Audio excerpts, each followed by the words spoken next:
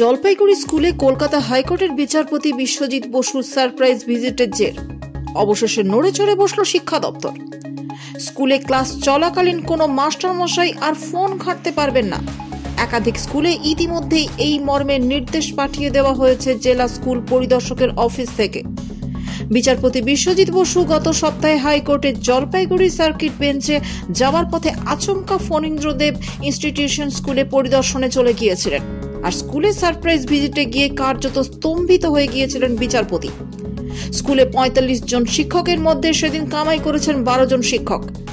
একসঙ্গে এতজন শিক্ষক কেন ছুটিতে, এ নিয়ে প্রশ্ন তুলেছেন বিচারপতি বিশ্বজিৎ বসু। গত সপ্তাহে বিচারপতি বিশ্বজিৎ বসুর এই সারপ্রাইজ ভিজিটের পরই এবার টনক নড়ল শিক্ষা দপ্তরের। স্কুলগুলির জন্য জারি করা হয়েছে একগুচ্ছ কড়াকড়ি। জেলা স্কুল পরিদর্শকের অফিস থেকে সেই কড়াকড়ি কথা জানিয়ে ইতিমধ্যে একাধিক স্কুলের প্রধান শিক্ষকের কাছে চিঠি পাঠিয়ে দেওয়া হয়েছে। সেখানে স্পষ্ট জানিয়ে দেওয়া হয়েছে প্রধান শিক্ষকের থেকে অনুমতি না নিয়ে কোনো মাস্টারমশাই কোনো রকম ছুটি নিতে পারবেন না। কি কারণে ছুটি নিচ্ছেন সে বিষয়েও যাবতীয় তথ্য ও কাগজপত্র জমা করতে হবে সংশ্লিষ্ট শিক্ষককে, সে কথাও জানানো হয়েছে জেলা স্কুল পরিদর্শকের পাঠানো চিঠিতে।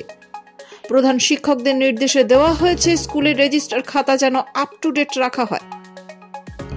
উল্লেখ্য, বিচারপতি বিশ্বজিৎ বসু যেদিন জলপাইগুড়ির ওই সারপ্রাইজ ভিজিটে গিয়েছিলেন সেদিন স্কুলের সামনে নর্দমায় ভাত ছড়িয়ে ছিটিয়ে পড়েছিল।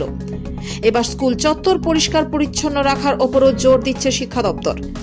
জেলা স্কুল পরিদর্শকের পাঠানো চিঠিতে স্পষ্ট বলে দেওয়া হয়েছে স্কুলের পরিবেশ যাতে পরিষ্কার পরিচ্ছন্ন থাকে তা নিশ্চিত করার দায়িত্ব প্রধান শিক্ষকের।